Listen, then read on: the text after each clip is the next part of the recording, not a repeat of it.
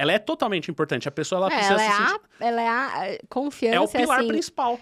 é a palavra que define se a venda vai acontecer ou não. Né? Exatamente. Principalmente quando a gente está falando de altos tickets. Exatamente. Né? Então, quando a nossa missão lá na Rugido, por exemplo, é a gente construir um funil onde a gente constrói narrativa / reputação, que é a sua vitrine no digital, para que a sua marca seja conhecida, depois considerada e depois confiável. A hora que ela for Porque confiável, a hora já que era. ela é considerada, se você tem um produto, um serviço barato, você já começa a converter. Quando você é confiável, não, aí a conversão é gigante, né? E é isso que a gente busca no digital. Agora, quando você... É maravilhoso isso que você está falando. Total, concordo. Faz todo sentido. E aí, quando você traz essa confiança, seja uma cadeia digital com IA e tudo mais, você faz a diferença. Você me fez lembrar, trazendo uma analogia aí, mais uma entrega pro pessoal que tá assistindo.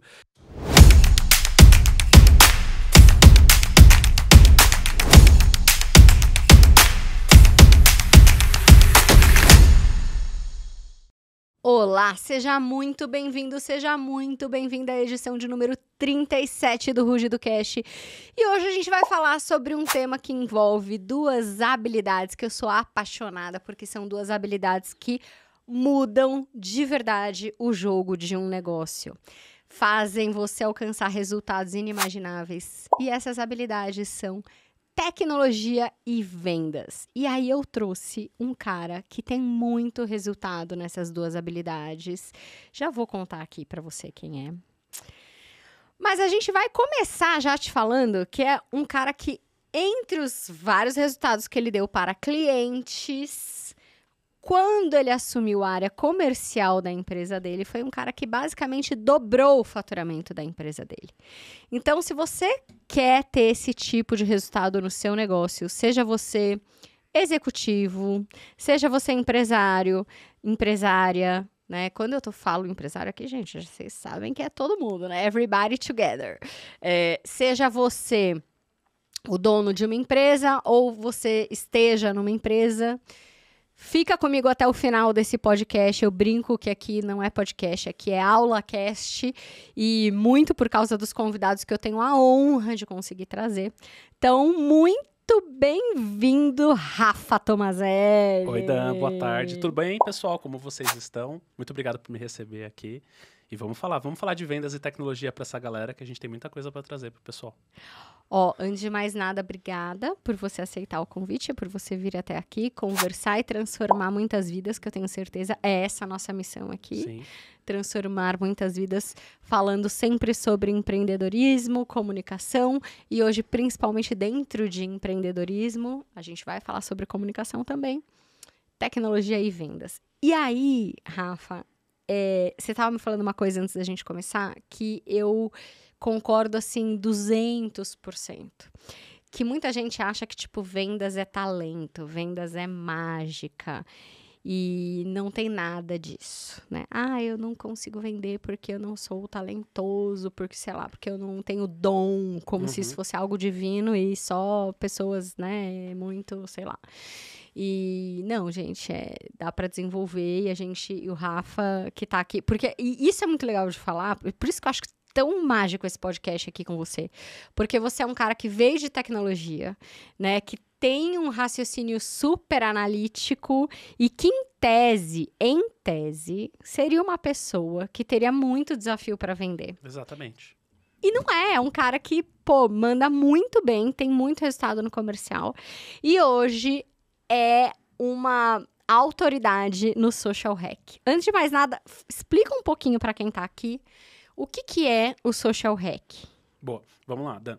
Como você falou, eu sou diretor de tecnologia há muitos anos já, construí algumas empresas de tecnologia e a gente passou por um detalhe que foi, legal, a gente entrega a solução, a gente entrega valor, que eu acho que esse é o primeiro ponto, se a gente pode já estabelecer a primeira entrega de valor aqui para o pessoal que está ouvindo, assistindo, seu produto precisa gerar valor para o seu cliente. A partir do momento que ele gera valor, não é um custo. Então, a gente tinha um produto de valor. É um investimento. Então, assim, falando de tecnologia, né, antes da gente entrar em vendas e social hack, a gente fazia muito bem entrega de tecnologia. Só que a gente acreditava que simplesmente por um bom produto a gente faria boas vendas. Primeiro mito que a gente errou muito por muitos anos com as empresas foi isso. E quando a gente fala de produto ou serviço, né? Exatamente, no meu caso é serviço, né? Ou qualquer coisa que você compacta, aprendi isso com você, qualquer coisa que você compacta ali e você anuncia para o mercado é um produto. O nosso produto é serviço, que é ali desenvolvimento de software, é ali fazer estratégia digital, é transformar digitalmente empresas em tecnologia, né? Que nem o que você falou, criar um funil automatizado para que a pessoa possa fazer mais com menos pessoas e escalar as vendas, entre todas essas coisas. A gente fazia isso muito bem, mas a gente não se vendia muito bem. E aí eu tenho um board que todo mundo é programador ali meio que na essência, ninguém era de vendas. E a primeira coisa que a gente tinha era esse gap. Eu tinha esse conceito formado de que vendedor nascia com dom. O vendedor é o cara que vai lá, paga almoço. Eu sempre fui meio contra com essas coisas, sabe? Tipo assim, que dá presentinho pro cliente. Então, eu tinha esses preceitos e isso impedia a gente de vender. Até uma hora que a gente chegou, né? Sempre quando você chega ali naqueles vales da empresa, você começa a se mover, né? É o famoso quando a água bate, né? E aí, a gente entrou num desses vales, a gente tinha uma outra pessoa cuidando das vendas e eu falei, cara, deixa eu entender, deixa eu ir pra trás. Foi onde eu comecei a buscar muito conteúdo, foi praticamente onde eu conheci você, onde eu me aproximei do Bush, que são, né, vocês dois são grandes mentores para mim. E aí eu comecei a olhar e falei, legal, já vi que venda é processo. Eu acho que o Bush foi um link muito legal para mim, porque ele falou, cara, venda é processo. Ver isso de um programador, porque o Bush é um ex-programador, falou, opa, então peraí. E aí eu fui estudar, comecei a estudar, fui entre vários caminhos de vendas, e o caminho que mais me fez me sentir confortável com os meus valores, com o formato que eu sou como empresário, foi com Dale Carnegie, que também você tem culpa nisso, que foi no seu podcast com o Joel. E aí, dali, eu falei, cara, é isso. E eu já tava lendo Dale Carnegie, eu já tava lendo outras coisas, mas conversou muito comigo. Beleza, entendi o meu modelo de vendas, a gente vai falar um pouquinho, a gente vai dar alguns exercícios aqui pra galera sacar, mas em resumo, eu falei, cara, isso aqui é muito maravilhoso e pouca gente tá falando disso na internet.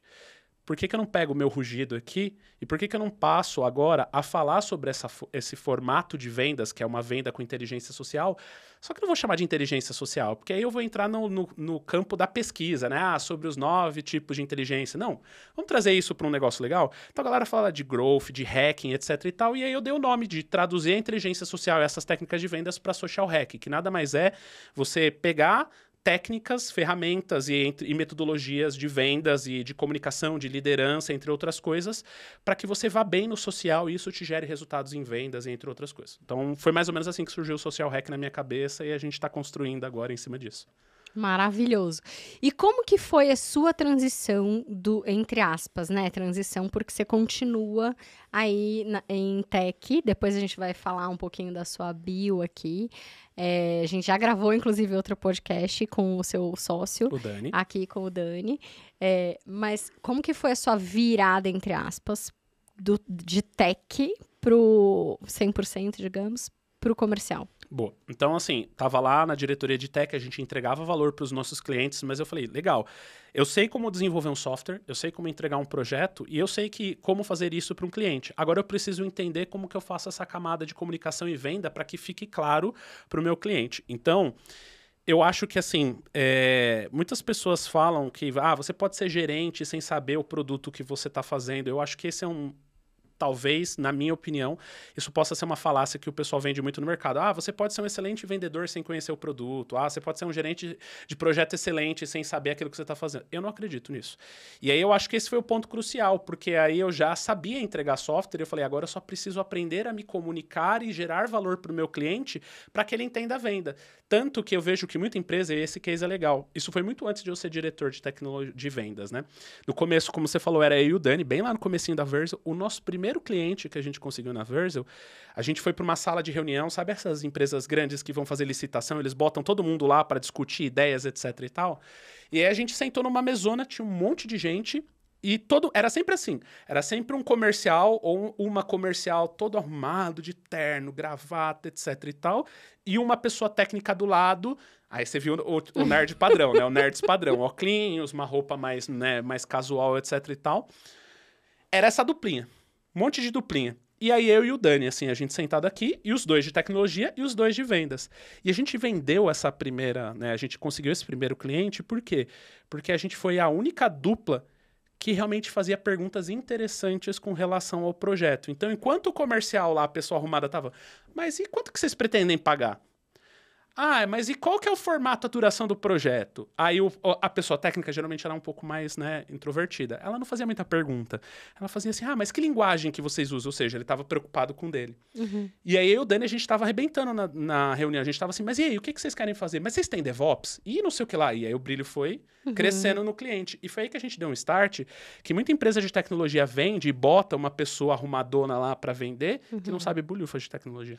E aí, bora traduzir isso para Dale Carnegie e para comunicação. Assim, na verdade, vendas é um superpoder de comunicação. Exatamente. Porque a boa venda, quem faz é o próprio cliente. Exatamente. Ou seja, é sobre você fazer as perguntas certas, que o próprio... a um ponto que o próprio cliente vai comprar, vai pedir para comprar de você. Então, o super vendedor é aquele que sabe fazer as perguntas certas, ativar os gatilhos certos de uma forma que ele faz que o cliente sinta que você é a escolha. Exatamente. Né? Então, a pessoa... Aliás, o Dale Carnegie, ele conta um case desse, né? Que tem um vendedor que fica doente e fala, meu Deus, um vendedor de tapetes de automóveis, se não me engano, uma coisa assim.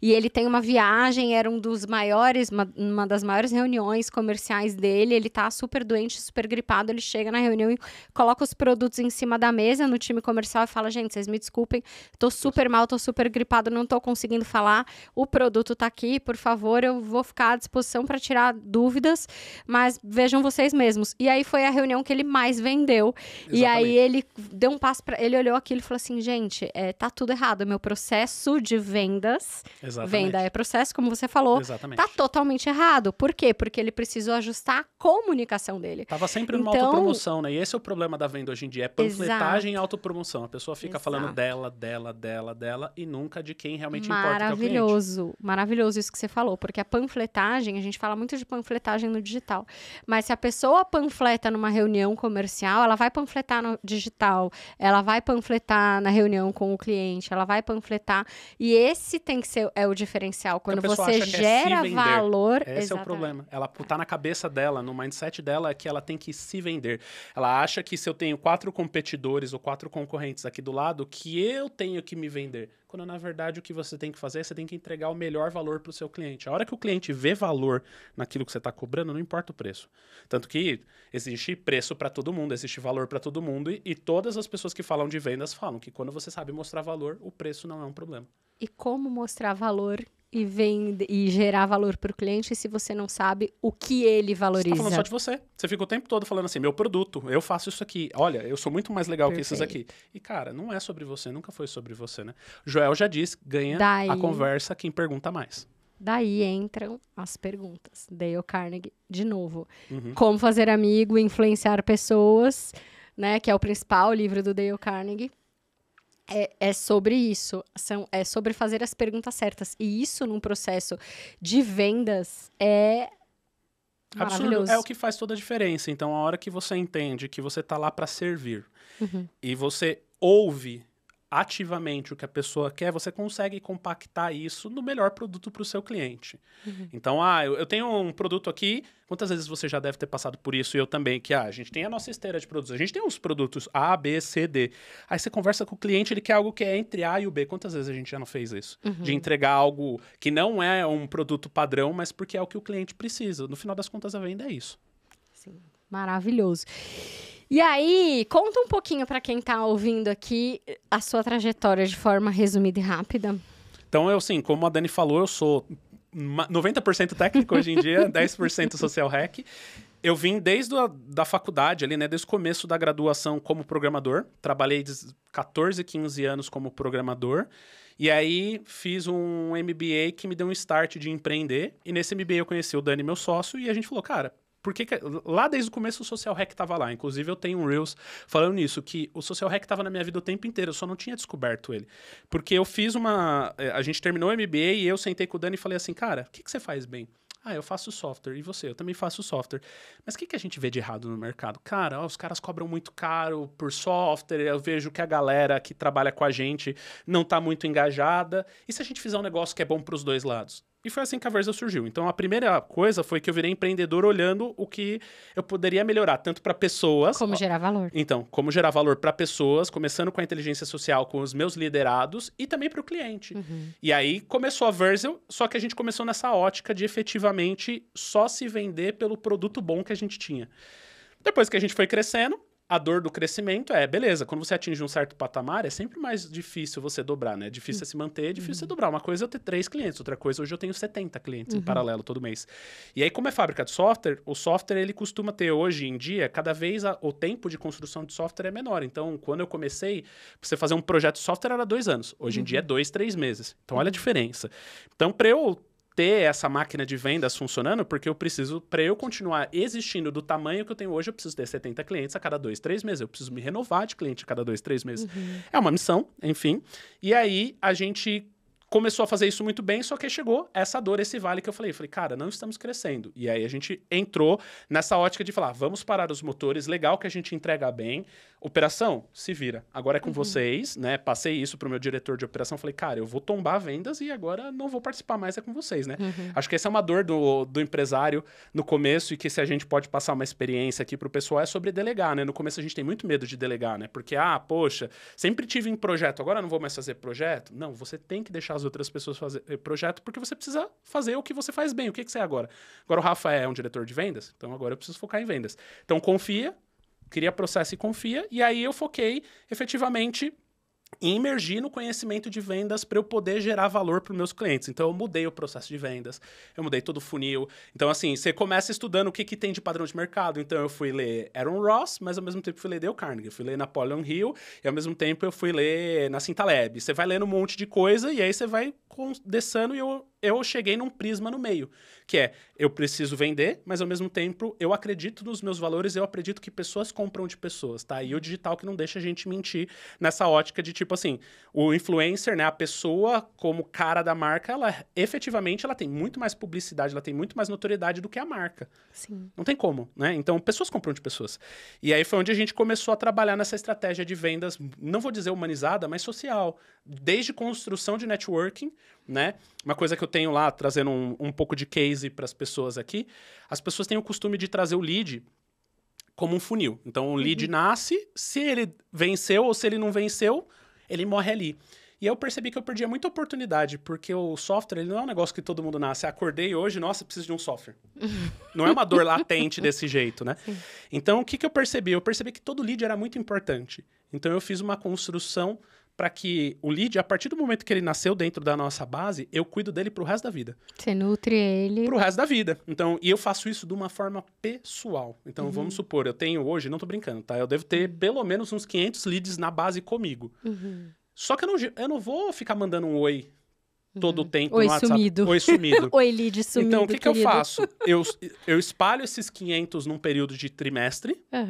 E aí, nesse período de trimestre, obviamente, eu classifico aqueles que estão com uma dor mais latente ou menos latente. Vou dar um exemplo. Isso é um pouco de vendas, né? É um pouco de ICP.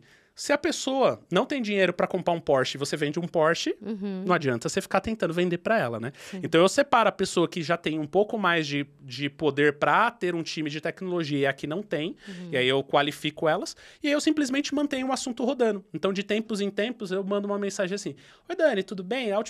Como é que tá aí as coisas? Eu vi que você saiu numa notícia, eu vi que tá... Então, eu vou nutrindo a pessoa e vou nutrindo pro resto da vida. Automaticamente isso é automático? É CRM ou é... Como é que é? Aí entra um pouquinho de tecnologia. Então, assim, existe um contato pessoal, a gente tem esse contato pessoal, mas a gente tem muita automação. Então, a gente une o que a gente sabe bem de tecnologia com um pouco de contato pessoal. Eu, Rafa, mando a mensagem. Só que olha que legal, eu uso um CRM que, primeiro, ele me separa essas pessoas. Eu falo de quanto em quanto tempo eu quero falar com as pessoas. No dia, ele só me dá a lista de pessoas que eu tenho que falar e eu já tenho um padrão de mensagem ali. Eu só pego aquele padrão de mensagem para não ter que recapitular muito e vou lá e tudo mais. Vou dizer sonhos aqui. Eu ainda acho que eu ainda vou desenvolver alguma coisa com IA nessa linha. Nossa, seria maravilhoso. Porque, assim, hoje eu ainda tenho o esforço de eu, Rafa, agora... Não, com certeza dá pra fazer. Empresas agora com os setores de venda falando plim. Se alguém quiser rachar o projeto comigo aí, nós faz aí, tá tudo certo.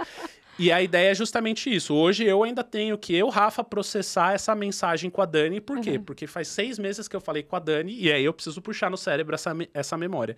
E se eu tiver uma IA que, dado o contexto, dado um histórico do WhatsApp, que isso é fácil de você ter, de toda a conversa que eu tive com a Dani e o último follow, ele já me mandasse a mensagem automaticamente para Dani. Por que não? Entendeu? E aí, dali para frente, eu posso ter uma interação manual, mas eu começaria com um input automático, por exemplo, baseado numa inteligência artificial. Sensacional, muito bom. E o que mais que a gente pode usar, por exemplo, a tecnologia? Você falou de IA, né? Então, para a gente continuar nessa toada... Primeiro, você falou lá... Quantos anos você tinha quando você montou a Verzel com o Dani? 28 para 29. 28 para 29, né? E aí, qual que você falou de 70 clientes hoje? Exatamente. Vocês divulgam o número de faturamento, etc, etc? Sim, a gente tem... Ano passado, a gente faturou um pouco mais de 11 milhões de reais. Tá, e aí... que mais? Que só pra vocês entenderem o tamanho da empresa, né? E aí vocês têm a Devaria também? E aí, por exemplo, quando a gente foi crescendo, hoje o nosso Só pra gente fechar esse capítulo. Pra gente trazer todo o contexto, da sua jornada. Da jornada. A partir do momento que a Verzel começou a crescer rápido, eu já fui para a próxima dor, que o empreendedor vive de uma dor para outra, né? Você sabe bem.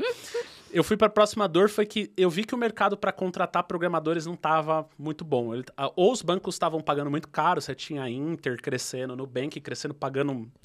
Nossa, Nubank passou o Itaú, aliás, em valor de mercado. Entendeu? Assim, pagando uma barbaridade para o desenvolvedor, que não tenho nada contra, mas eles tinham poder para isso e eu não tinha.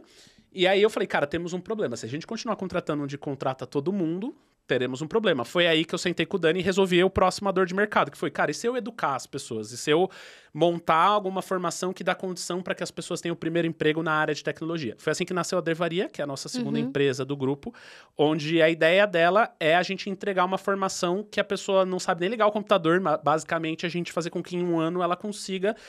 Não digo que todo mundo consegue em 1 ano, a gente vê que é entre 1 ano e 2, mas que a pessoa consiga o primeiro emprego, ponto. A gente conseguiu vários big numbers, a Devaria bateu agora mais de 11 mil alunos, a gente tem mais de 1 milhão de horas assistidas, bastante coisa assim bem legal, uma formação bem bacana. E no final de 2022, o Grupo Primo olhou pra gente e falou assim, cara, esses caras como educação são legais e a gente tá num momento estratégico aqui de se aliar a pessoas que conhecem daquele core business, onde a gente tinha a plataforma do Grupo Primo, que era Start, que era de tecnologia, e eles falaram, vocês não querem cuidar da Start pra gente? Claro, né? Tipo assim, uma oferta dessa, um reconhecimento desse de uma empresa tão grande de mercado.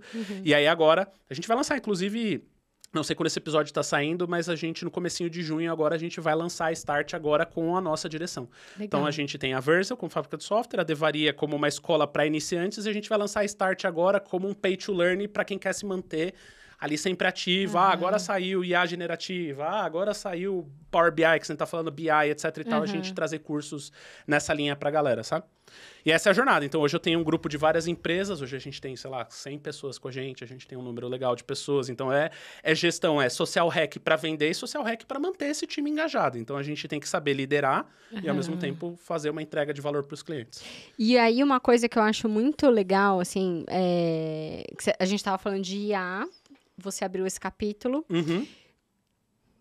E aí, depois eu quero abrir um outro capítulo com você, que é o processo de vendas na Verzel, que eu acho genial, que inclusive tem uma área diferente lá.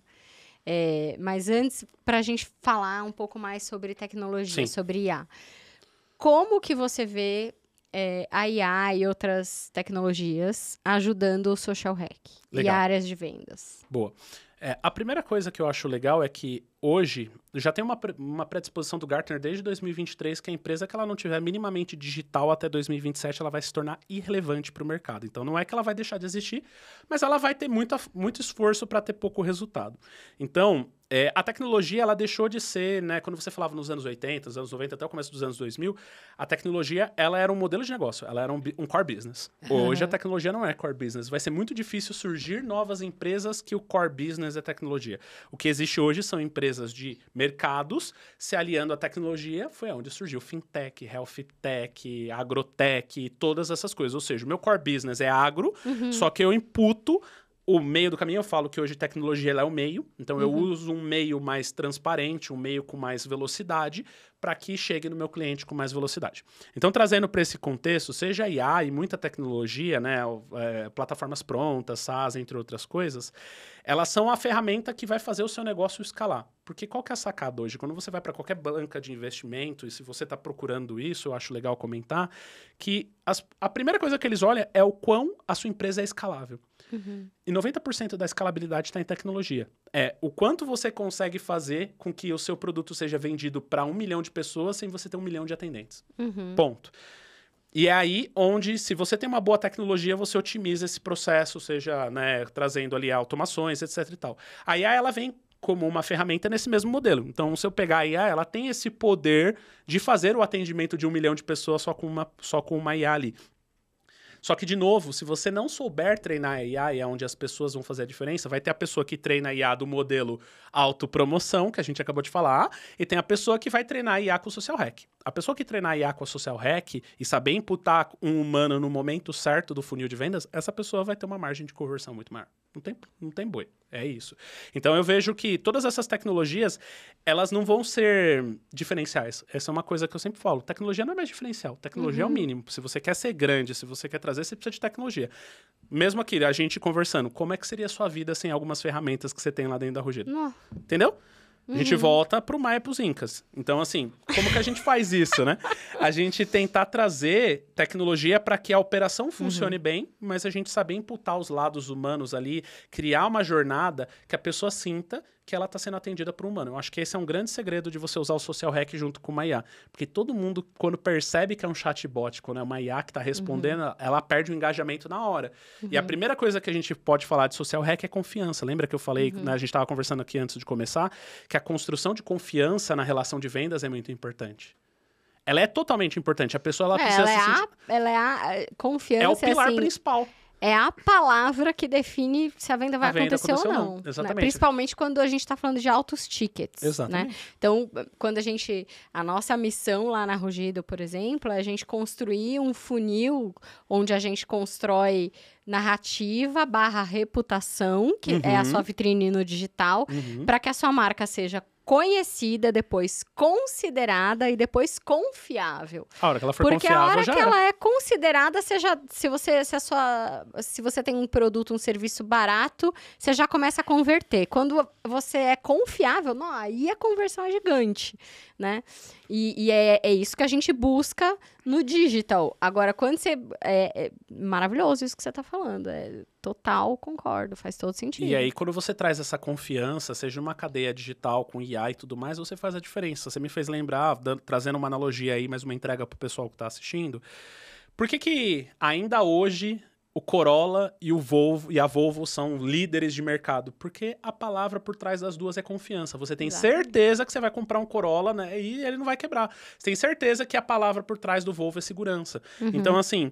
A confiança num processo de venda de alto ticket, ela faz toda a diferença. Se você não passar isso na sua IA, se você faz autopromoção, se você não faz a pessoa sentir que você está do lado dela e não ao contrário, não adianta nada você ter toda essa tecnologia. Você pode vender? Com certeza. Tem um monte de gente que vende só com gatilhos mentais e tudo mais.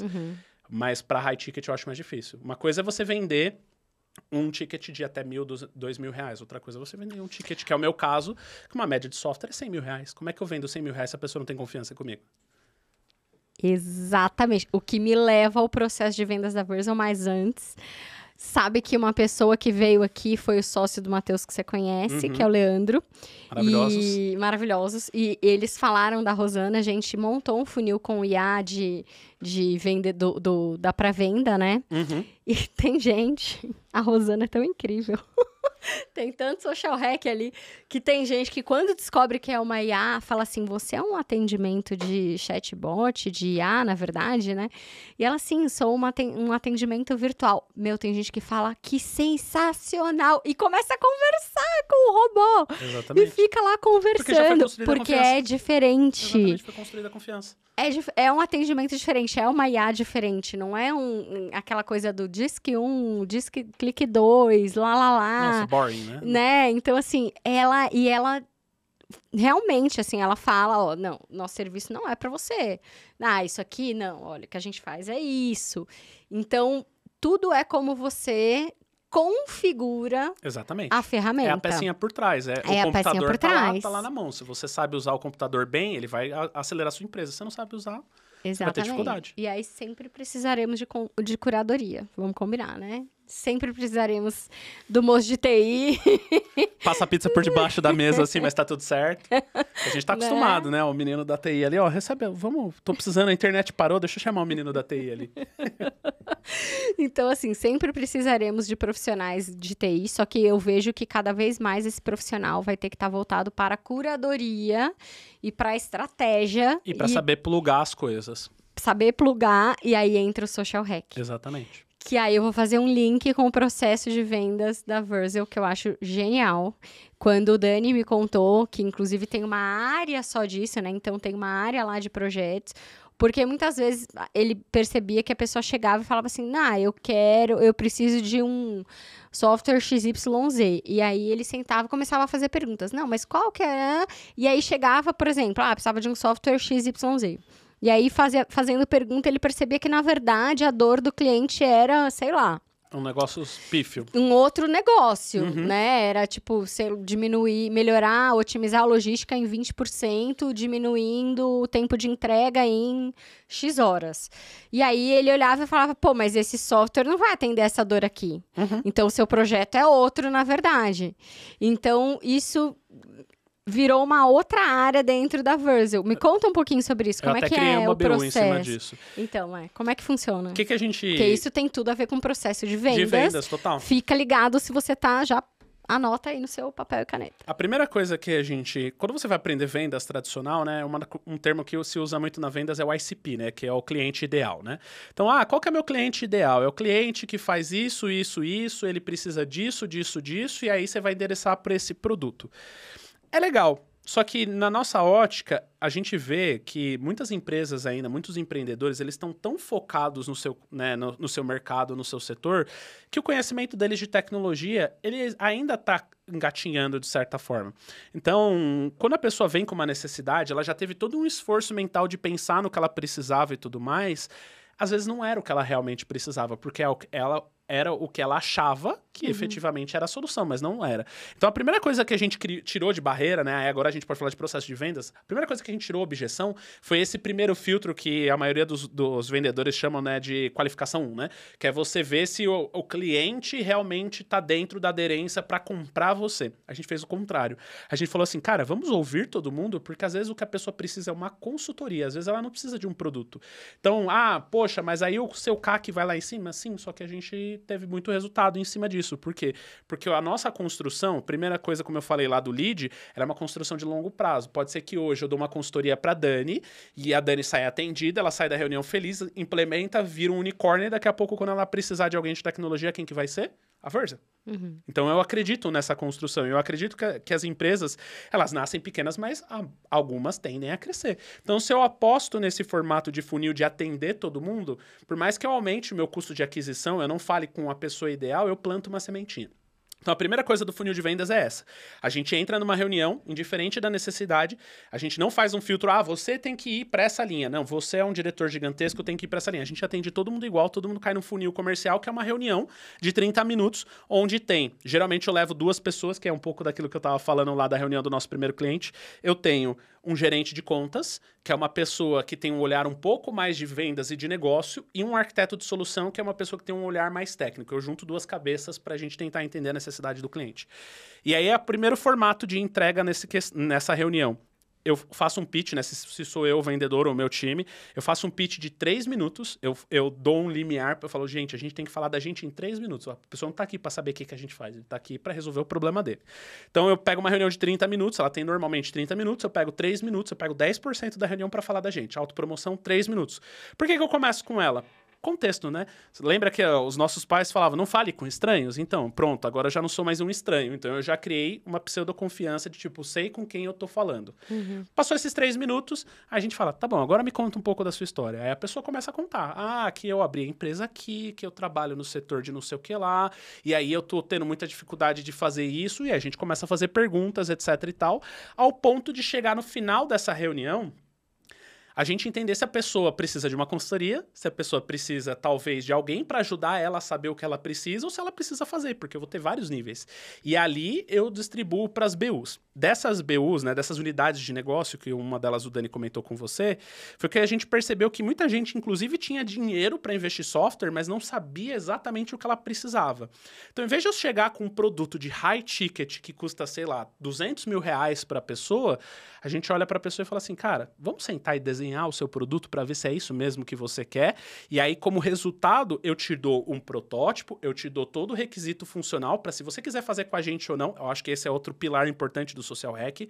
Eu não faço a pessoa comprar comigo. Eu entrego o valor em qualquer um dos produtos que eu estou fazendo com ela. E se ela quiser fazer depois com uma outra fábrica de software porque ela sentiu o valor, foi um demérito meu. Que eu que fiz todo esse processo, não consegui vender para a pessoa, o demérito foi meu, não do cliente. Então, a gente criou um produto que a gente chama de Digital Advisor, que é justamente, né, um conselheiro digital, que é, cara, você tem um produto, a sua empresa está crescendo, você já tem aí break-even, você já está fazendo uma série de coisas, mas você não sabe o que você precisa fazer para a sua empresa atingir escala, para a sua empresa atingir novos mercados, para a sua empresa talvez chegar num resultado ali, né, de virar um unicórnio com tecnologia. E aí a gente vai para uma imersão, aí essa imersão é maior, né, não é só uma reunião, uma imersão que dura em torno de um mês, onde a gente faz várias sessões e protótipos até que chegar na hora e falar assim, tá aqui, agora eu te dou. Aí a gente dá um desenho de solução que fala assim, olha, você precisa de um CRM assim, você precisa de não sei o que lá, e a gente já dá a sugestão. Então, CRM você pode pegar o A, o B e o C. Essa parte do sistema você tem que desenvolver do zero, porque é muito específico do seu sistema. Essa parte do marketplace você pode pegar o D, Y, Z. E a gente dá todo esse desenho e fala, implanta. Aí se a pessoa falar, não tenho como implantar, então tá, a gente implanta para você. E aí a gente começa uma outra jornada com ele. E é muito mágico, porque assim, esse processo pode ser implementado em vários negócios que estão ouvindo a gente aqui. Exatamente. Pequena, grande empresa. Então, assim, tem a dor. Às vezes a pessoa fala, eu sou pequeno demais. Não necessariamente. Às vezes, boas ideias nasceram, a Microsoft nasceu na garagem, entendeu? Então, assim, às vezes é uma pequena ideia que só precisa de um empurrãozinho digital para fazer o negócio se pagar e dar sucesso. E, às vezes, grandes empresas, por incrível que pareça, Dani, tem grandes empresas que é tão grande, tão corporativa, que para eles fazerem isso internamente, eles não conseguem fazer. Eles precisam de alguém de fora para sentar, analisar os dados, analisar o environment e falar, vocês precisam fazer isso. Então, serve para qualquer um. Esse Digital Advisor serve para qualquer tamanho de empresa. Muito bom, muito bom. E como que a gente consegue gerar mais valor independentemente do tamanho da empresa com o Social Hack? Me dá outros exemplos. Você falou que você ia trazer exercícios aqui para a galera. Vou trazer mais um exercício com relação à confiança, né? Então, a gente falou da esteira de vendas ali, né? Que a gente faz essa reunião, né? Então, vamos supor que você fez a reunião com a Dani e com o Rafa. Né? Legal, você fez toda essa construção com a Dani e com o Rafa. Aí, uma coisa muito normal das vendas é você ter o cara que faz a primeira reunião, aí depois você tem o closer, aí depois você passa para o time de operação, aí depois você passa para o time de sucesso do cliente, e depois você passa para um outro time.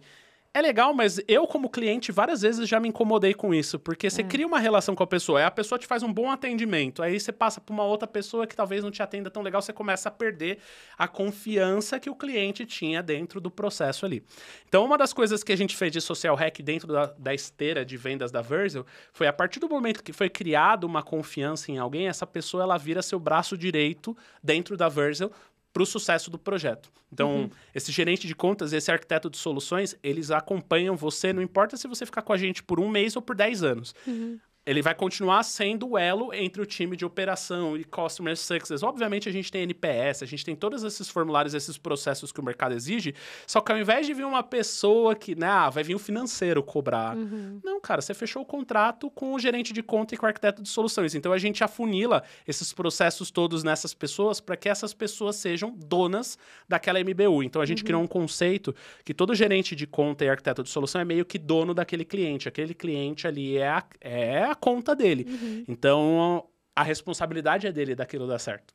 Então, automaticamente, ele vai estar ligado com o cliente, com o time de operação para garantir essas duas pontas. Porque é o que você falou, é o menino da TI com o cliente. E precisa ter alguém no meio que enxerga os dois lados. Porque o cara, aqui o desenvolvedor, quando ele recebe a demanda, ele sabe que ele tem que fazer um botãozinho amarelo. Ele não sabe para que serve aquele botão amarelo.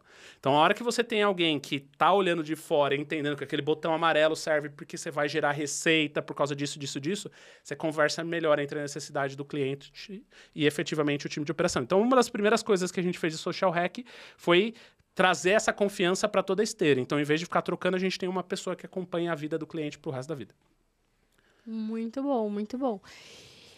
Mas é desafiador, hein? Você colocar todas as tarefas na mão de uma pessoa, não é não? Como é que a gente fazer tem... um advogado diabo aqui? Não, é complexo. Aí, o que a gente faz? Essa pessoa, ela não consegue ter uma quantidade infinita de contas. Por isso que a gente vai, aos poucos, né, trazendo mais pessoas para o time. Então, assim, hoje eu tenho, vamos pôr em média aí que um gerente de contas consegue cuidar de 6 clientes. Na hora que chegar ao 7º, eu já tenho que ter outra pessoa. Então, eu faço isso para que essa pessoa consiga gastar tempo dela de qualidade, só que ela não define estratégia. Esse é um ponto importante. Essa pessoa aqui, ela é um tático operacional, de certa forma, porque ela está acompanhando o cliente. É igual nossa figura do atendimento lá. Ela não executa efetivamente, mas ela que faz os reportes, ela que faz as coisas. Só que eu tenho as áreas por trás. Então, eu tenho a área de Customer Success, eu tenho a área de operação, eu tenho a área de comercial. Só que essas áreas, ao invés de elas irem falar com o cliente, elas só interfaciam.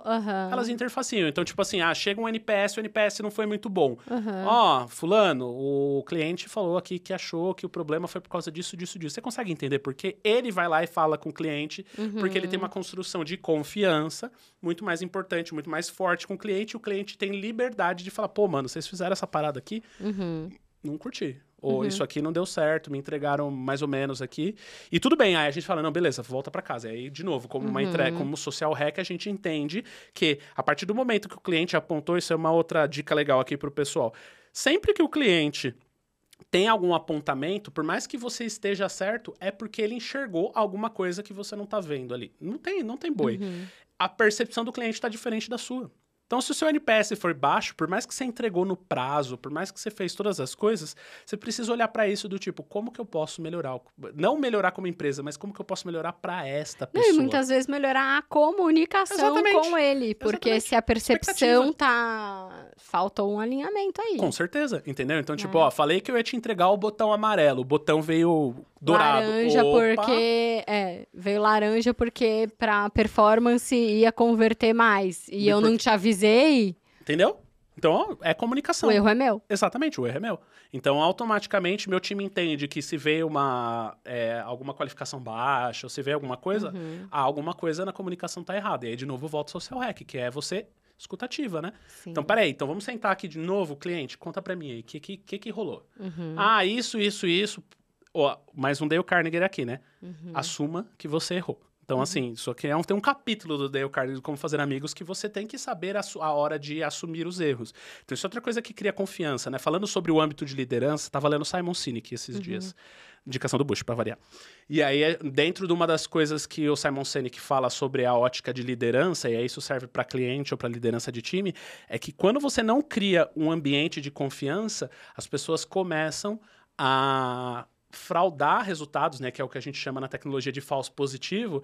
Ela faz um resultado que parece ser verdade, mas não é, porque ela se sente em risco. Então, a hora que você cria uma cultura de que errar tá tudo bem, aí você traz uma outra ótica. Então, com o cliente é a mesma coisa. Se você cria uma confiança do tipo assim, erramos, vamos assumir o erro, não vai te custar um centavo a mais, vamos corrigir, vida que segue.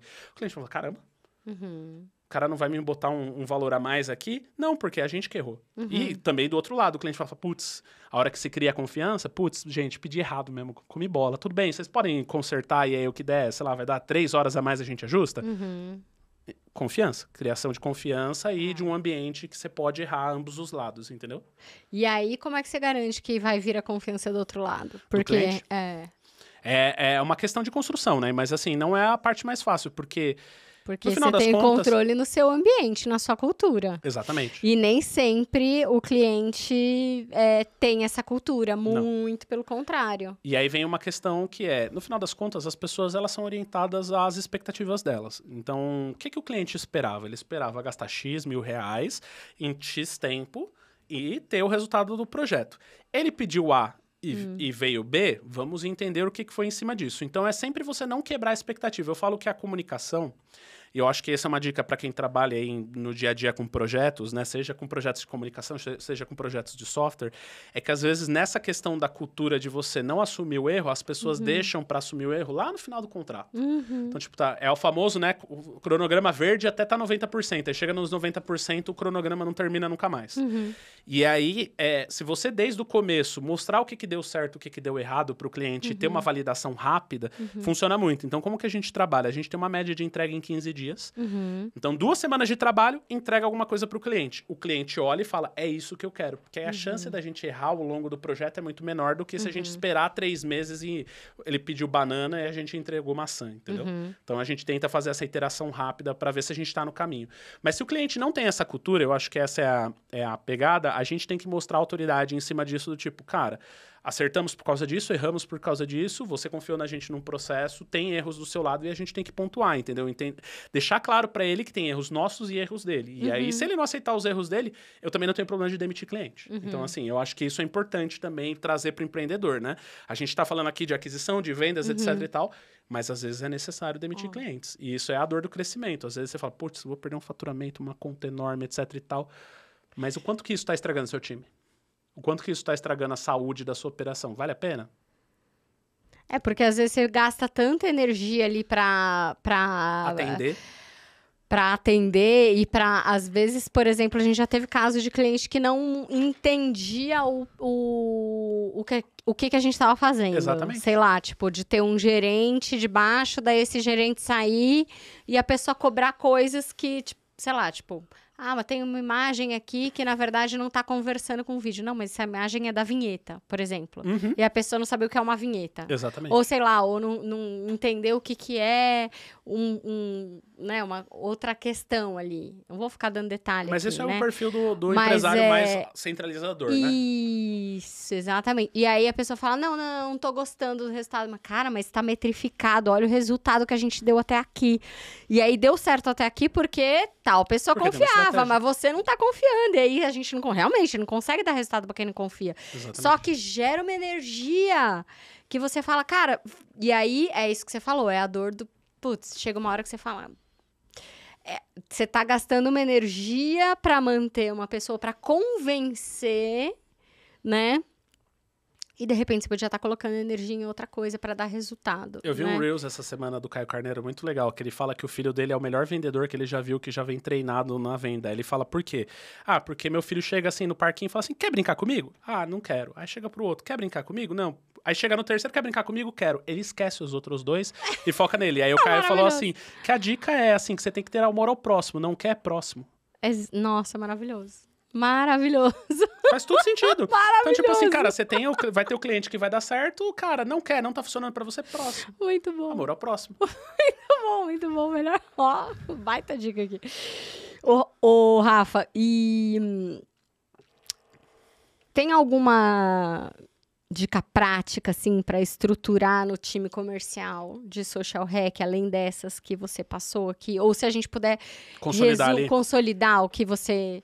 falou, porque eu acho que assim, começando de tudo que a gente falou, fazer as perguntas certas, fazer as perguntas certas, porque daí você consegue gerar valor e se vender e não panfletar, vender do jeito certo que o cliente precisa, isso aí cara, parece bobeira e parece coisa de, né, poliana.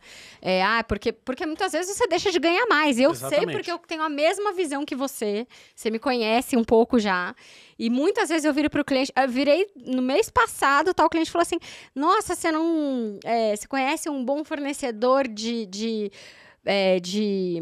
newsletter, e aí você não assumiria a geração de conteúdo disso? Eu falei, cara, não vou fazer você gastar com isso. Pelo amor de Deus, gasta em outra coisa, que eu não vou entrar no meu bolso, vai entrar no bolso do Zuckerberg, porque eu vou te dar muito mais resultado com isso. Exatamente. Então, eu sou dessa também, né? Sobre resultado. Que mais? Vamos lá, trazendo um processinho pergunta dentro do começo. Certa, gerar valor, vender o que precisa para gerar resultado, porque aí você aumenta o seu LTV e, né? Vou trazer 2 coisas antes. A primeira coisa que você tem que fazer, entrando vamos supor, antes de você entrar, portinha antes de entrar na sala de reunião. Então, como você se prepara para uma reunião? A primeira coisa é, toda pessoa, ela gosta de saber que ela é importante. Então, todo cliente precisa se sentir importante. Então, se você puder tirar um tempo antes de começar a reunião para saber da vida daquela pessoa, você já começa ali. Então, antes da salinha de reunião, estuda um pouquinho o seu cliente, minimamente o que você puder, para você entrar. Entrou na sala de reunião, primeira coisa, aí trazendo o Dale Carnegie, entusiasmo. Ninguém compra um produto de alguém que não tá feliz, né? Então você entra na reunião, você tem que mostrar pra pessoa que você tá feliz de estar com ela, né? O único ativo que a gente não consegue comprar é tempo. E aí você mostrar pra pessoa o quão importante, de novo, né? Trazendo a pessoa pro centro. Eu acho que a ideia é você sempre trazer a pessoa pro centro de quão ela se sente importante. Que você tá, nossa, estou muito agradecido de você gastar 30 minutos do seu tempo corrido de estar aqui. Então você já criou um pouquinho. Mais uma técnica de Dale Carnegie, chame a pessoa pelo nome. Então, assim, o nome é efetivamente como a pessoa se identifica. Vou dar um exemplo. Meu nome é Rafael, mas eu não gosto de ser chamado de Rafael. Por quê? Porque a pessoa que me chama... Né? Não é, Dan? Ninguém sabe que eu sou Daniela. Dani. Então, e a pessoa às vezes fica assim, nossa, eu vou chamar de Dani. Gente, é Dani, pelo amor de Deus. Vamos lá, se você é uma pessoa mais formal, Ezequiel, calma, cara. Não, entenda como a pessoa se sente bem, porque às vezes a pessoa... Você vai ter muito mais engajamento, às vezes, chamando a pessoa pelo apelido. Pelo nome, né? Exatamente.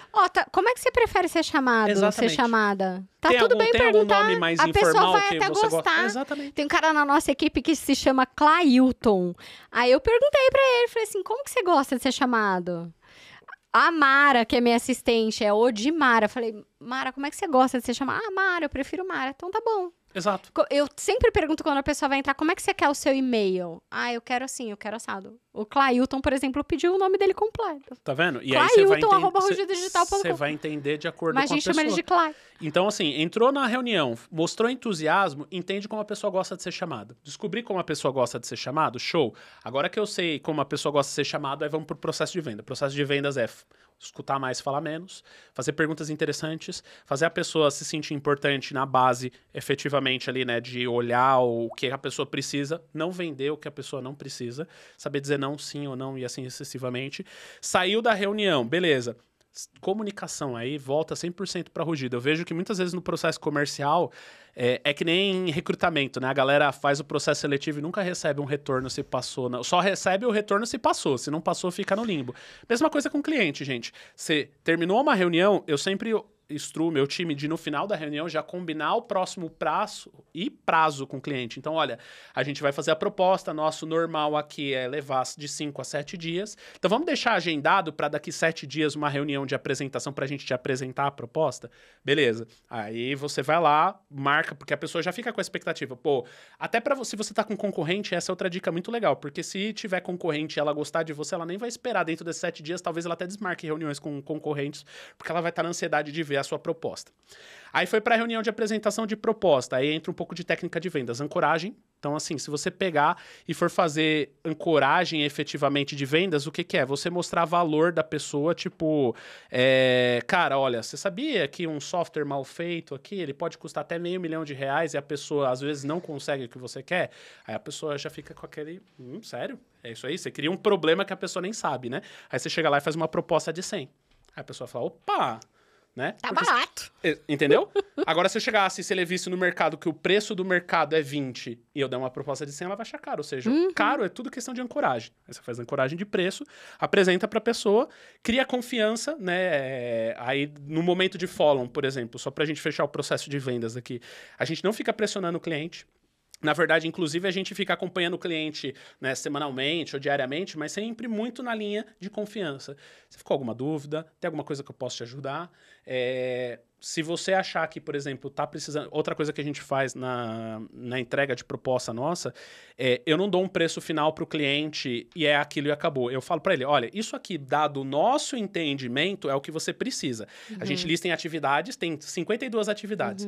Se você achar que você não quer fazer atividade XYZ, só avisa que a gente tira do cronograma e segue. A gente vai te falar o que isso gera de impacto ou não, mas a gente segue. Então, eu também dou a liberdade para o cliente poder decidir ali, tomar um poder de decisão. Não, eu quero fazer com eles, mas eu quero só 20 das 50 atividades. Pode ser? Você já não dá alguns cenários? Dou alguns cenários. Aí eu dou cenários de time, aí eu já dou previsibilidade de tempo, de orçamento. Então, além dos cenários, você também deixa a liberdade dele mexer nos cenários. Exatamente. Tá. Então, assim, porque às vezes ele falou, e é outra coisa, gerar valor para o cliente. Às vezes, na própria estimativa, a gente ver coisas que o cliente não pediu que a gente acha de bom sugerir. Tipo assim, olha, dado o que você pediu, você precisa de tudo isso, mas você vai precisar, talvez... Esse é o mundo ideal. Você vai precisar disso aqui daqui 6 meses. Você já não quer fazer e já começar... E aí, por isso, é importante a pessoa ter liberdade de falar, não, meninos, isso aqui eu não consigo arcar agora e tá tudo bem.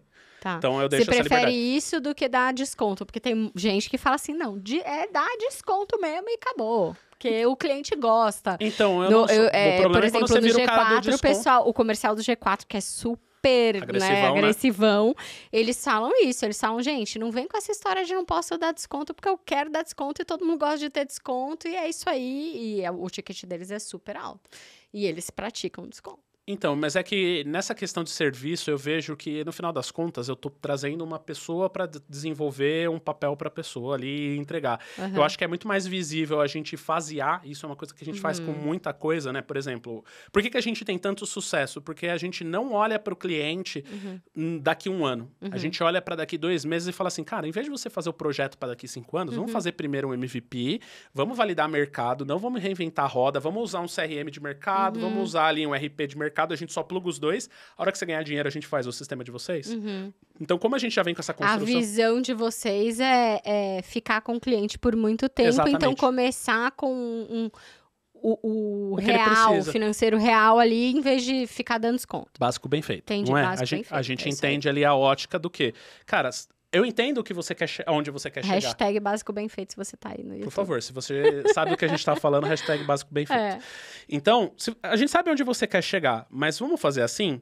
Você precisa primeiro ganhar dinheiro. Adianta você comprar a Ferrari e só ganhar dinheiro daqui 2 anos? Total. Você tem fôlego para isso? Não tenho. Opa, chegamos a um normal aí de 99% das empresas. Então, vamos lá. Vamos fazer uma parada que você tem um investimento básico, que você consegue ter um retorno em 6 meses. Aí, daqui 6 meses, a gente faz um V2, incrementa isso daí para que você chegue na Ferrari daqui 2 anos. E não efetivamente no D0. Porque a gente já teve um case, eu acho que isso é legal de comentar, que a gente tem uma responsabilidade como fábrica de software, né, como empresa de tecnologia, de, às vezes, inclusive, a gente quebrar o cliente, tá, Dan? A gente já teve esse case, olha que corte pesado. Que é o quê? A gente custou tão caro para o cliente que ele confiou na gente, ele pagou o software com o preço que ele tinha que pagar, mas era o único dinheiro que ele tinha para fazer tudo da empresa. Aí o software tava lá. E aí, o que ele gasta? O que ele tem de marketing e venda? A pessoa tem na verdade, não foram vocês que quebraram, né? Exatamente. Foi a má gestão financeira dele que quebrou ele mesmo. Porque... Mas isso é outra coisa. A pessoa, ela não tem necessidade. Você não pode botar toda a grana que você tem, seu caixa de segurança e etc. Mas olha a responsabilidade que eu tenho como tecnologia. Porque tem gente que tem a mesma mentalidade que eu tinha, que é a mentalidade do que o meu produto vai se vender sozinho. Entendeu? Então, eu desenvolvi um produto incrível para a pessoa, só que ela não tem um centavo para pôr um tráfego. E aí? O que essa pessoa vende? Ela não recupera nunca. Não tem como, Então, lições aprendidas a gente aprendeu que, no final das contas, tecnologia, como a gente falou no começo do podcast, é o meio. Se ela é o meio, se ela não é o fim, eu não posso pôr todo o dinheiro no meio, né? Então, a gente entende que a gente precisa gerar valor para o cliente, mas que precisa não ser o investimento total. Isso é uma das coisas que a gente pergunta na reunião inicial. O que você está pensando aí de marketing? O que você está pensando de vendas? Como que você vai vender seu produto? Qual que é seu tráfego? Porque, inclusive, a nossa estimativa, a gente já pensa em cima disso. Pô, se esse cara vai gastar esse dinheiro com esse tráfego, talvez a gente deva economizar aqui no software para que ele possa fazer mais aqui, entendeu? Então, até isso é uma gestão que a gente tem que ter um pouco de consciência ali. Entendi. Vocês aprenderam depois desse case? De vários, né? A gente foi aprendendo a responsabilidade que a gente tem. Assim como você tem uma responsabilidade de comunicação, eu tenho uma responsabilidade de ser o braço de tecnologia dos meus clientes. Sim. Caraca! Como você que corte bravo. Que mais? Aí depois que a gente foi pro processo, eu continuo com aquela pessoa ali acompanhando o tempo todo. E aí a gente vem para micro, né, alimentações da pessoa com relação a vendas. Eu acho que a gente não tenta empurrar produto nenhum depois que o cliente fez, mas vem aí o Social Hack na linha de comunicação e liderança, de fazer o cliente entender o que ele pediu, né, e ao mesmo tempo o time. Então, por exemplo, vamos trazer o Social Hack agora para o lado de liderança. Então, uma das técnicas muito legais que o Dale Carnegie tem é você dar uma reputação a zelar. Então, por exemplo, lá dentro do time eu falo, mano, você é o cara do back-end, você vai fazer a API do cliente ser incrível. Sério? E automaticamente a gente começa a trazer o engajamento do time, porque aí a responsabilidade é de entregar coisas dentro do cronograma, do preço que a gente... Empoderar a equipe para que ela entregue. Críticas, aí a gente pode pegar uma série de táticas. Por exemplo, o time errou. Pô, a crítica, o quanto que ela ajuda, né? Primeiro capítulo do Dale Carnegie, quem quer mel não espanta abelha. Então, assim, pô, você tá com o time engajadão lá fazendo um negócio, deu alguma coisa errada, você vai lá e maceta o time, você provavelmente vai começar a ter uma baixa entrega dali pra frente. Então, E como que faz? Então, uma das Deu uma coisas... coisa errada, você não critica? Como Não, é que mas você faz? aí tem uma das técnicas Qual que é a técnica? do social Vai. hack bem legal com relação a isso, é a gente tenta fazer a pessoa enxergar o erro. Quando a pessoa verbaliza o erro, ao invés de alguém apontar, ela já cria mais consciência. Boa. Então, por exemplo, a gente mostra assim, beleza, gente, a sprint aconteceu isso aqui, teve isso aí, o que vocês acham? Aí alguém vai falar, com certeza alguém do time vai falar assim, pô, a gente aqui nessa task aqui, gente, era pra eu ter entregado na quinta, poxa, mas eu entreguei só na segunda, aí eu sei que isso ferrou o cronograma. A pessoa vai se nomear. E aí, automaticamente, você não precisa dar um feedback pesado nela, porque ela já identificou. Porque a maioria das vezes, o problema do feedback, e aí trazendo até pra uma galera mais nova, é que o problema do feedback é quando você dá uma crítica pra pessoa, naturalmente a pessoa se fecha. Então, toda vez que você dá uma crítica, a pessoa ela vai para a linha de se defender. Quando ela reconhece o erro, na verdade, ela já está reconhecendo. Então, ela não tem o que se defender. Então, isso é muito mais fácil de você aceitar um ponto de melhoria. Então, nessa linha de críticas ali, você faz a pessoa reconhecer de alguma forma. Baita hack, hein? Esse é brabo. Um baita hack social. Porque eu vejo que a gente tem cada vez mais... primeiro que a gente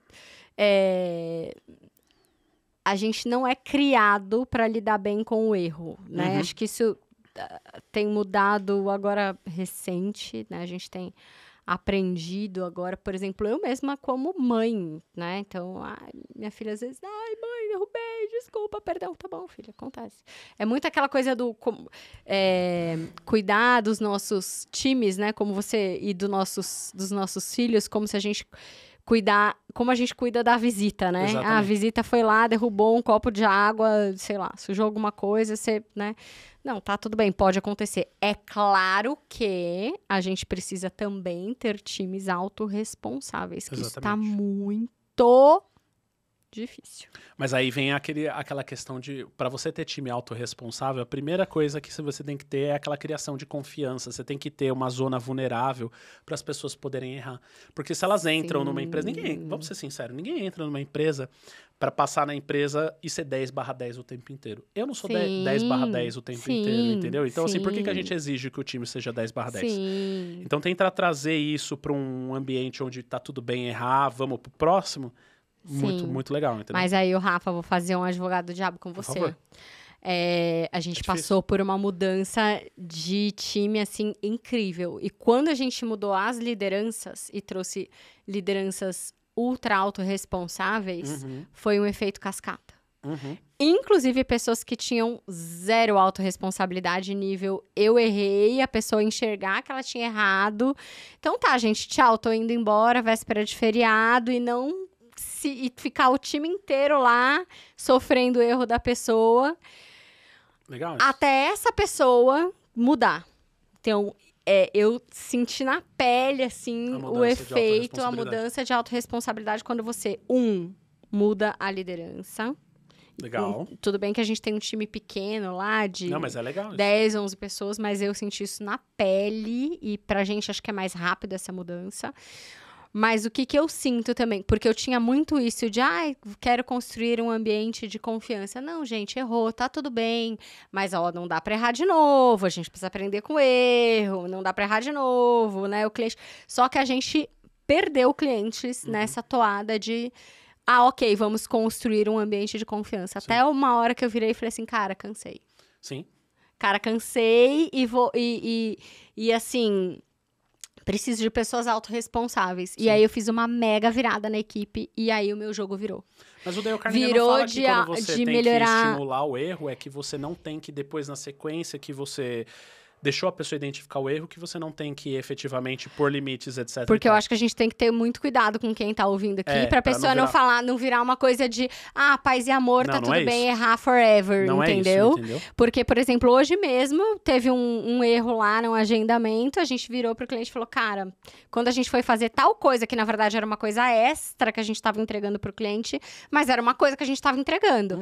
Putz, teve uma falha aqui a gente fez tal coisa, era pra passar o agendamento pra cá, falhou, vamos corrigir, vamos falei, vamos, revisa tudo aí e dá um feedback pra gente, isso não pode voltar a acontecer, tá bom, beleza, tal, não sei o quê, nananã.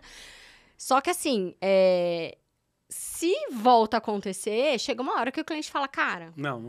Não tem boi. E é muito louco esse cenário que você falou, porque errou o combinado com um extra. Olha que doido, né? Tipo, uma coisa que o cliente não esperava, voltando na comunicação da expectativa ali. Ele não esperava aquilo e errou numa coisa que ele esperava. Essa daí, ele acaba precando ali um pouquinho a confiança justamente por causa disso, entendeu? Então, não é que criar um ambiente onde é passível de se errar, não quer dizer que é passar a mão na cabeça efetivamente com todos os erros. Na verdade, precisamos de autorresponsabilidade para se um errou, o outro puxa para entregar no prazo. Eu acho que isso é necessário. Mas a pessoa entender que se ela errar, tá tudo bem, ela não vai ser mandada embora. Porque se essa pessoa tem essa confiança, né, de tipo, beleza, até a própria gestão, a sua própria gestão autorresponsável, se ela sentir que ela, ao errar, vai ser mandada embora porque ela já tá num nível tático ali, ela vai automaticamente começar a falar assim, não posso errar. Então, o que acontece? Falsos positivos. Então, são coisas diferentes, mas eu concordo com você que sim, autorresponsabilidade é um fator muito importante, né, dentro do ambiente da equipe. Eu gosto disso tanto de baixo quanto do time ali de liderança, mas normalmente se o líder é autorresponsável, o próprio time se regula, porque alguém ali fala, não, a gente vai bater no muro ali no final dessa semana, vamos fazer assim? Se todo mundo fizer 1 hora a mais hoje, de hoje até sexta, a gente chega no prazo, posso contar com todo mundo? Beleza, e aí já corrige a curva ali, né? Porque o problema é quando o erro, ele aparece pro cliente. Exatamente. Aí ferrou, porque aí você começa a abalar a confiança com o cliente, entende? Então, eu acho que, assim, tem que ter uma construção do tipo, tá bom, tá tudo certo, você pode errar até a página 2. Exatamente. Sabe? Virou uma constância, e aí eu acho que tem uma questão que é postura. Se a pessoa não admite que errou, não tá disposta a corrigir, puta, desculpa aí, cara, isso você não corrige. Isso você não treina, isso você não muda. Você consegue treinar o técnico, você consegue treinar você consegue treinar uma série de coisas, mas essa parte de postura, você não vai conseguir, cara. Você não vai conseguir voltar na infância da pessoa e mudar as crenças dela e torná-la mais responsável. Então, a questão aí é como que essa pessoa passou no processo seletivo. Aí volta um pouco de social hack e aí recrutamento na entrada, né? Porque é difícil de identificar isso, né? Mas é necessário, você não acha? Cara, é muito difícil de identificar isso, porque a gente lá aplica a DISC. Aliás, eu que ensinei Mas o DISC, ele é uma foto, né, de como que a pessoa está, né? A gente tem perguntas estratégicas. Então, mas não é só o DISC. A gente tem um processo, o nosso processo lá, pra você ter uma ideia, a pessoa faz um teste, então ela aplica, daí ela faz teste, daí ela passa com a Red Hunter, daí ela passa comigo. Comigo ela tem uma entrevista, assim, com perguntas estratégicas para entender nível de engajamento, responsabilidade, como que ela lida com liderança. Como São que ela lida com erros, perguntas mega estratégicas, como que lida com erro, social hack na veia. Ainda aplicamos o DISC e ainda assim tem gente que passa e assim, uma semana a gente olha e fala, pats. Só que é isso. Esse era o erro que tava tendo antes de, tipo, não, tá tudo bem, a gente precisa construir um ambiente de liderança, vamos treinar, vamos tentar, vamos tentar. Vamos tentar. E agora a gente falou, cara, é o seguinte, tartaruga, meu lema, tartaruga não voa e águia não nada. Da hora. É isso. E aí você tem que fazer uma escolha. Talvez essa pessoa... O que eu acredito muito hoje, Rafa, assim, de verdade? Que muitas vezes você segurar essa pessoa na empresa está fazendo mal para ela. Exatamente, eu acho. Porque se você não dá por mais que você dê o primeiro feedback, você dê o segundo feedback, você dê o terceiro feedback, a pessoa não se desenvolve, é porque ela não tá acreditando no seu feedback, ou porque ela não tem confiança na liderança, ou porque ela precisa do pé na bunda que leva pra frente. Exatamente. Sabe? Sim. E... Cara, quem nunca precisou disso na vida, né? Às vezes a gente não interessa se é da empresa, sei lá, de um familiar, de um ex-namorado ou namorada, mas às vezes a gente precisa do pé na bunda que faz a gente falar, opa, peraí, tem alguma coisa aqui, né? Acontecendo, tem um padrão. Então, eu vejo isso muito nítido, assim. Às vezes, quando não dá match, você ficar segurando a pessoa e ficar tentando fazer tartaruga voar e a águia nadar, Não vai dar certo. não vai dar certo. Mas às vezes a pessoa tá num momento. Então, às vezes, Pode ser pode também. ser uma questão de fase de vida da pessoa. Pode ser também, verdade. Eu É, contratei um cara que tá voando com a gente e ele mesmo falou, putz, eu passei por uma fase na minha outra empresa que eu acho que eu só saí de lá por causa disso. Entendeu? Tinha me separado e lá. Então Fato. tem a fase também, tem... Mas é difícil identificar, eu acho que essa é a dor de 99% das empresas aí, é achar a pessoa, porque não existe a É o pessoa match. certa. Existe a pessoa que Vai encaixar lá na hora, deu na ali, fase. arrastou pra direita e você falou, é isso aí, 100%. Arrastou pra direita. Eu ainda sou o cara- Entendedores entenderão. eu ainda sou o cara da tecnologia, não é? É. Muito bom. Então, assim, essa é uma dor que a gente tem bastante com relação a recrutamento, porque realmente achar a pessoa no momento certo com porque não é sobre habilidade, né? Isso é outra coisa que pesquisas comprovam, né? Entre uma pessoa com comportamento sendo treinada em hard skill e uma pessoa com muito hard skill sendo treinada em soft skill, é o que você falou, não tem como mudar valores, não tem como voltar na infância. Mas tem como ensinar uma pessoa a programar, tem como ensinar a pessoa storytelling. Então é muito mais fácil a gente pegar uma pessoa que é excelente e a gente criar nela a cultura, né, de tecnologia, de hard skill, do que o contrário. Então a gente, hoje em dia, a gente olha nessa linha, é comportamento 100%, e depois a gente fala, tá bom, o que você sabe e o que você não sabe? Vou pegar o gancho no que você Manda. falou. Qual que é o perfil bacana para um vendedor? Pô, dentro... Falando de social hack. Trazendo pro que eu social hack. acredito aqui, né? Pro que a gente trabalha aqui dentro do nosso processo de vendas. A primeira coisa que eu tenho, né? Vou usar o DISC como exemplo, né? Então, assim, eu acho que uma coisa que a pessoa... Por incrível que pareça, talvez as pessoas vão se assustar com isso, mas meu perfil comunicador não é o mais alto. Por incrível que pareça. Eu não sou comunicador, nunca fui. Se olhar Você meu tem que DISC... desenvolver. Se olhar meu DISC... Mas você sabe que o disque bom é aquele que fala que 25, né? sob pressão, entre aspas. Não. Disque bom não. Tipo assim, o teste em si, não o resultado bom, tá? Uhum. É aquele que olha sob pressão para qual perfil que a pessoa vai. Uhum. Porque é isso, tipo, o sob pressão, entre aspas, é o, putz, eu tenho que desempenhar aqui, né? Como você tá numa função importante como diretor comercial. Provavelmente, no seu dia a dia, você se força a ir um pouco mais pro comunicador. Então, olha que doido. Eu, né, usando o meu exemplo do meu DISC, eu não sou comunicador, eu não sou vendedor. E uma das minhas características principais é competidor. E aí, o meu competidor faz com que eu seja Mais um vendedor... comunicador. Mais comunicador, mais vendedor e assim sucessivamente.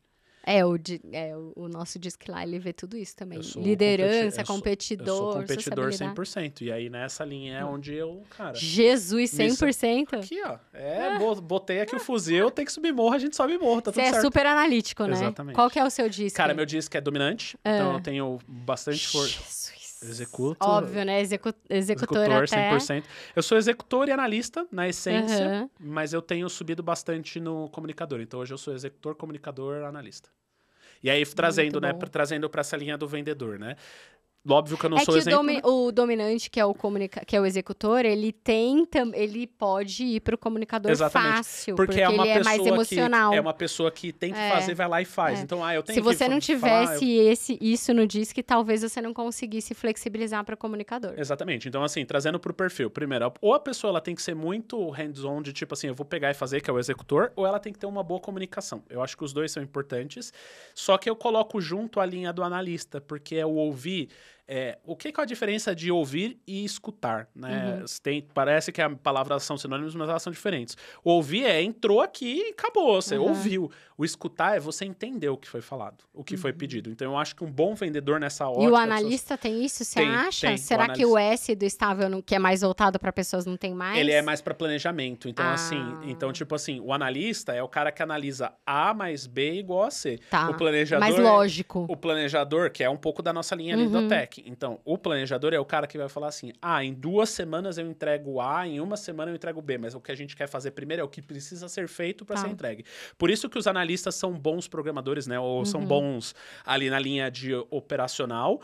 Os planejadores são bons táticos. Então, se você precisa de um bom líder, ele precisa ser provavelmente dominante, ele pode ter ou não comunicação. Eu acho que a comunicação depende muito do que é exigido dele, mas ele precisa ser planejador. Porque ele precisa olhar pro muro e falar assim, cara, olhando com o time que eu tenho hoje, com a data que eu tenho de entrega, vai dar M. Então, peraí, deixa eu ajustar aqui, pedir pra galera fazer... Ele não vai entregar, ele não tem análise pra entregar, mas ele tem planejamento pra conseguir enxergar que aquilo vai dar um problema, entendeu?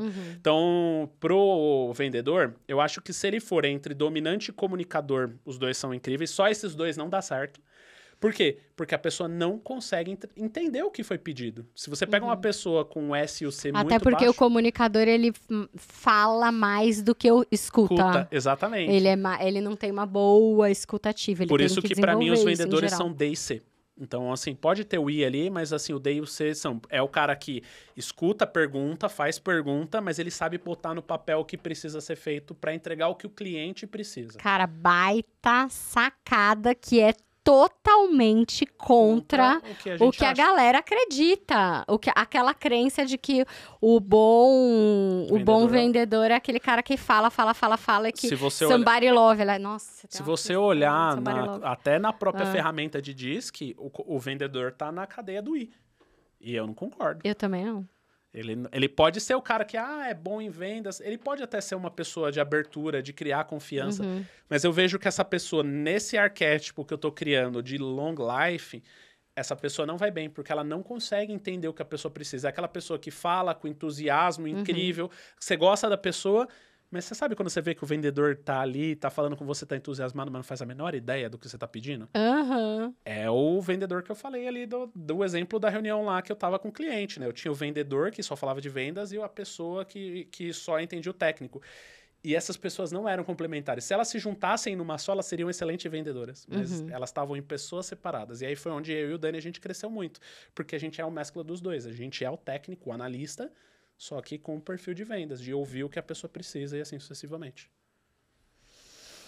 Muito bom! Se você pudesse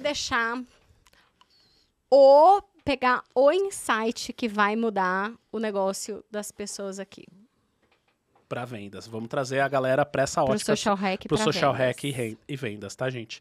Cara, meu recado principal é, a gente tá aqui para servir, e a melhor forma de você servir é você ouvindo as pessoas, você entendendo que é menos sobre você e mais sobre o outro.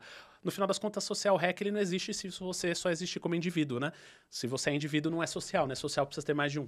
Então, na minha dica se você tá entendendo que você tá aqui para servir socialmente, a melhor forma de você servir socialmente é você fazendo o que a pessoa precisa e não efetivamente o que você quer. Indiferente da área que for, o que você faz, se você é programador, se você trabalha com comunicação, se você é empresário, você tá aqui para servir e você tá aqui para servir o outro, não é você. Então, menos você e mais o próximo. E como consequência, você vai acabar aumentando a sua venda e vai conseguir gerar valor para o seu negócio também. Maravilhoso. A venda é o resultado, né? Então, assim, a venda é a construção de confiança, de entrega, etc e tal. Às vezes a pessoa trabalha muito na meta de venda, né? E a gente ouve muito isso, né? A gente tá junto ali com pessoas incríveis que a venda é o resultado. O trabalho é o que você tem que ser cobrado todo dia. Então, se você faz um bom trabalho, a venda é consequência. É o que a gente acredita. Maravilhoso. Vou te dar acho que você pode pegar aquele gentileza gera gentileza, parafrasear e colocar assim, valor gera valor, sabe? Exatamente. Muito bom. Social muito bom. Gera vendas. Muito bom, muito bom, muito bom. Obrigada, Rafa. Bom, as pessoas te acham... LinkedIn, Instagram, podcast e assim sucessivamente. Então, o jeito mais fácil de me achar é Rafa Tomazelli, porque eu gosto de ser chamado de Rafa. Vocês não vão achar Rafael em lugar nenhum. Então, no LinkedIn e no Insta, Rafa. Se quiser ouvir um podcast, aí tá mais fácil. Tomazelli escreve com TH. Esse é mais difícil. Com TH, é só colocar THO, já vai aparecer. Rafa já vai aparecer. Não tá muito difícil. Se vocês quiserem ouvir um podcast sobre tecnologia, quer saber um pouquinho mais, a gente tem um podcast que chama Coda Mais Fala, então sai 2 episódios por mês, então também é fácil de procurar lá no YouTube, Coda Mais Fala, com maisinho mesmo. E quem precisar de dúvida, quem precisar trocar ideia aí sobre social hack, entre outras coisas, só mandar um alô. Dan, obrigado.